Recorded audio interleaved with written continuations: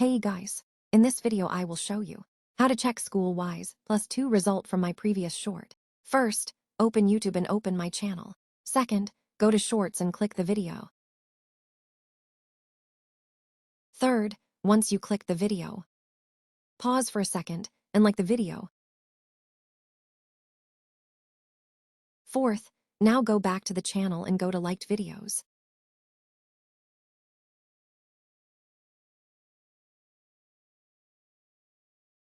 Fifth, click the liked video and again pause for a second. Sixth, go to video description and there is the link.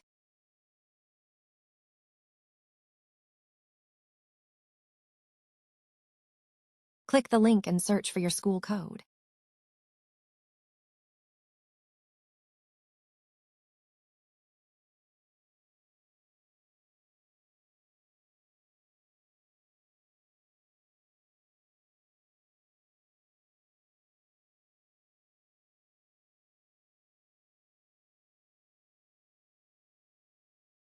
Hope it was helpful.